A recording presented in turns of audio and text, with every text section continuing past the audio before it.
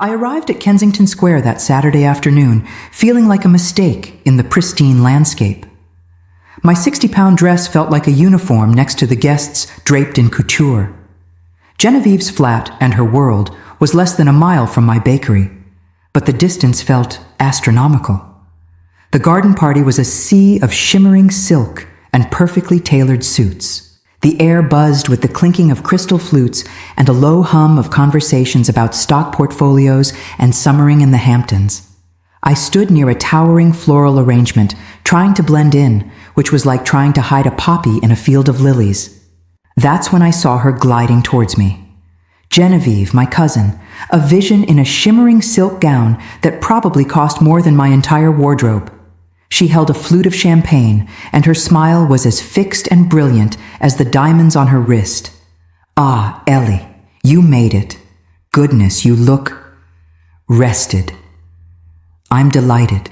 I must warn you, darling, these people only discuss finance, philanthropy, and the difficulty of hiring reliable domestic staff. Try not to interrupt their flow. I smiled back, a calm I didn't entirely feel settling over me. I wouldn't dream of it, Genevieve. I'm quite content observing the flow. I find high society to be a fascinating anthropological study. She let out a sharp, brittle laugh. You and your books, always so academic.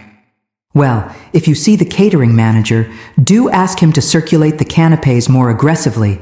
The fund managers are starting to look peckish. I raised an eyebrow, the sarcasm slipping out before I could stop it. Of course. Is there a specific platter I should be pushing, or shall I simply aggressively circulate all of them? Genevieve ignored my tone completely, her eyes already scanning the crowd for a more important target. Just smile, nod, and look busy, sweetie. It's what keeps the machine running. I must introduce you to Lord Harrington. He collects early editions. You might find a mutual appreciation for dusty things, and with that, she was gone, leaving me alone by a bubbling fountain. The sound of the water was a stark contrast to the churning in my stomach.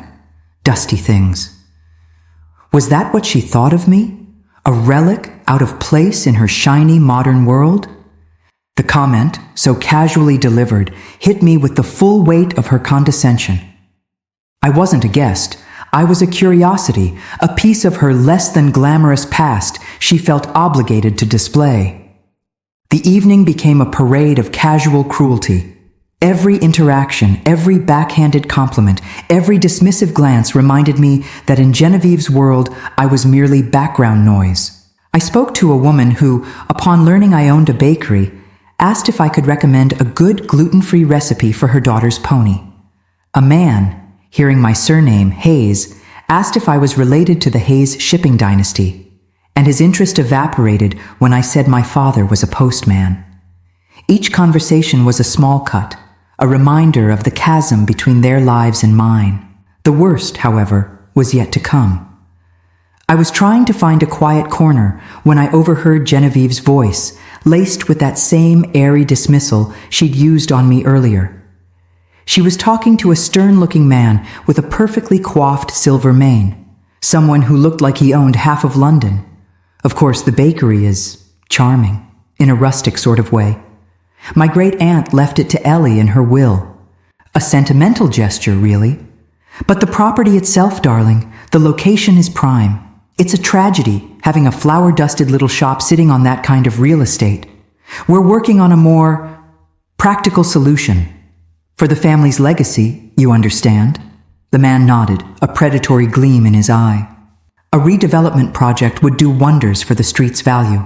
It would be an act of civic duty almost. My blood ran cold. A practical solution. Redevelopment. They were talking about my bakery, my home, the legacy my great-aunt Beatrice had entrusted to me. It wasn't just a shop. It was the heart of my life, the place where I poured my soul into every loaf of bread, every delicate pastry. It was the inheritance she'd given me over Genevieve, a fact my cousin had never forgiven me for. And now, she was plotting to take it away, not with an open declaration of war, but with quiet conversations at a garden party, framing its destruction as a favor to the family. I felt a surge of anger, hot and fierce. This wasn't just about a building, it was about respect. It was about my great-aunt's last wish. This was my legacy, not hers to sell off for a higher property value. I gripped the stem of my untouched water glass, my knuckles white. The fight for my bakery, for my life as I knew it, had just begun. And I wouldn't be smiling, nodding, or looking busy. I would be fighting back. The garden party was a dizzying performance of wealth, a theater of the absurdly rich. Guests, draped in diamonds and bespoke suits, glided across the lawn like actors on a stage. Their conversations were a symphony of privilege, punctuated by phrases like properties in the Cotswolds and yacht berths in the Mediterranean. I felt like an extra who'd wandered into the wrong scene, trying desperately to find a quiet corner, a place to fade into the meticulously curated background. But my cousin, Genevieve, had other plans. She seemed determined to use me as her conversational prop for the evening, a quirky little accessory to her perfect life. She towed me through the crowd, a relentless smile plastered on her face, and introduced me to a group of her associates. There was Giles, a slick, self-satisfied solicitor who specialized in mergers and acquisitions, his every gesture reeking of smug success. Then there was Camilla, a designer whose handbag alone could cover my entire annual rent. Her eyes scanned me with a polite yet dismissive curiosity. I felt my simple dress shrink under her gaze. Genevieve, ever the gracious host, launched into her introduction, her voice dripping with condescending sweetness. "And this is my cousin, Ellie," she announced, her hand gesturing towards me as if presenting a peculiar exhibit. "She's terribly dedicated. She works with her hands, you know. Such a noble profession." She paused for dramatic effect, letting the anticipation build before delivering the punchline. "She's an assistant baker." The words hung in the air, thick and sticky. An assistant baker. It sounded so quaint, so small. Camilla's eyes lit up with a faint, amused sparkle. "A baker?" she said, her tone airy and light, as if she were discussing something from a storybook. "Oh, how dreadfully charming! Like something out of a Victorian novel." She tilted her head, a thoughtful expression on her face. "Do you make those little macaroons we saw earlier? They were rather dry." I felt a flash of heat rise in my cheeks, but I held her gaze, refusing to be flustered. "No," I said, my voice steady and clear. "I specialize in fermentation science and complex historical breads. I assure you, my sourdough is never dry." I couldn't resist a small jab of my own. "And I don't touch macaroons. They're the architectural follies of the pastry world, all style, no substance." My little retort seemed to surprise them. Giles, the solicitor, let out a short, patronizing chuckle. "Science, excellent," he boomed, as if I were a clever child who'd just learned a new word. He leaned forward, his smile never quite reaching his eyes. "So, Miss Hayes, where are you on the property ladder? Still renting your little council flat, I suppose?" The casual cruelty of the question took my breath away. He hadn't just assumed I was poor. He'd assumed a specific, stereotypical kind of poverty. "I rent a beautiful flat that keeps a roof over my head," I replied, my voice tighter than I intended. "The London market isn't exactly welcoming to a baker's assistant, as you can imagine." Genevieve, sensing the conversation had veered into territory that was perhaps a little too direct, stepped in smoothly, her hand resting on Giles's arm. "Oh, Giles, don't be crude," she chided gently, but her words were for me, not for him. "Ellie understands her limitations. She's content with her modest little life." She looked around at her friends, her expression one of serene wisdom.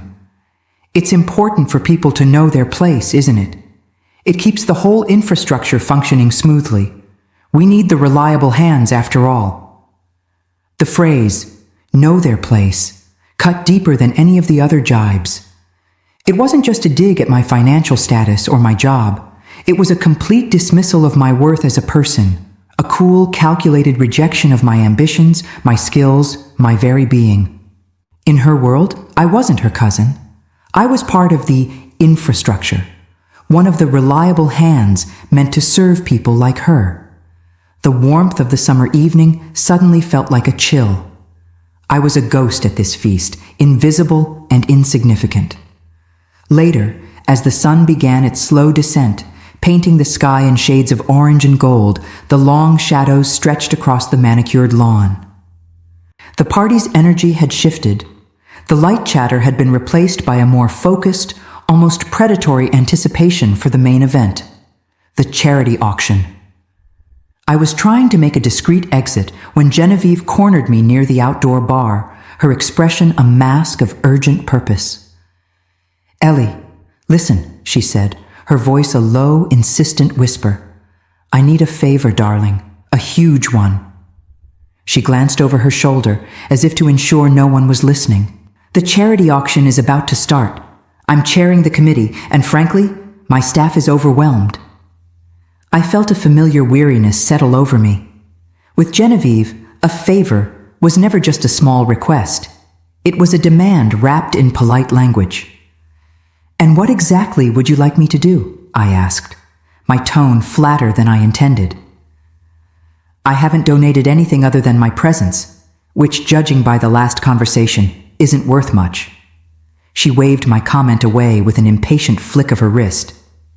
"Oh no, not that kind of help," she said quickly. Her eyes fixed on me, bright and calculating. "I need you to step in as a temporary server for the final course, the rare vintage port. It's the highlight of the evening. My catering team is short-staffed due to an emergency. You're good on your feet, and frankly," she paused, her gaze sweeping over my simple dress, "you already look the part." I stared at her, the words echoing in my head. Look the part. A server. I felt my blood run cold.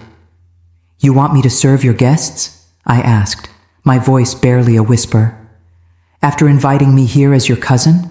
As your family?" Genevieve leaned in, her voice dropping to a conspiratorial hush. "Think of it as an in-kind donation to the arts, sweetie, a little performance piece." She patted my arm, her touch light and dismissive. "And honestly, it's much better than you having to make conversation you don't understand. You'll be comfortable in the background. It's a natural fit." She gestured towards a discreet service entrance tucked behind a row of sculpted hedges. "Go on, fetch the tray from the kitchen. They're expecting you." Comfortable. That word, combined with her earlier pronouncement that I should know my place, ignited a spark of defiance within me. This wasn't a request, it was an order, a confirmation of where she truly saw me in the grand hierarchy of her world. Not as a cousin, but as staff. Useful, but ultimately disposable. The polite facade, the pretense of family, had finally crumbled away, revealing the cold, hard truth of her perception of me. My face hardened. The dizzying confusion I'd felt all evening sharpened into a single point of clarity. I reached down and grabbed my small clutch bag, the only thing in this whole, vast garden that felt like it belonged to me. "I think I'd rather go home, Genevieve," I said, my voice quiet but firm. Her polite mask finally cracked. Her eyes narrowed, and a flicker of genuine anger flashed across her face. "Don't be silly, Ellie," she hissed, her voice sharp and brittle. "This is an important night for my reputation, my image. If you can't be supportive, at least be useful." Useful. There it was again, the final damning word. I didn't need to say anything else. There was nothing left to say. Without another word, I turned and walked away from her, away from the glittering party, the condescending smiles, and the suffocating weight of their judgment. I walked across the perfect lawn, my cheap shoes leaving no impression. The security guard at the gate, the same one who had so carefully checked my name on the way in, didn't even glance up as I left. I was no longer a guest. I was just another anonymous face, disappearing into the London night. I was exactly where Genevieve thought I belonged. Out of sight, out of mind, and easily, utterly forgettable. But as the cool night air filled my lungs, I didn't feel forgettable. I felt free. I finally knew my place, and it was anywhere but there.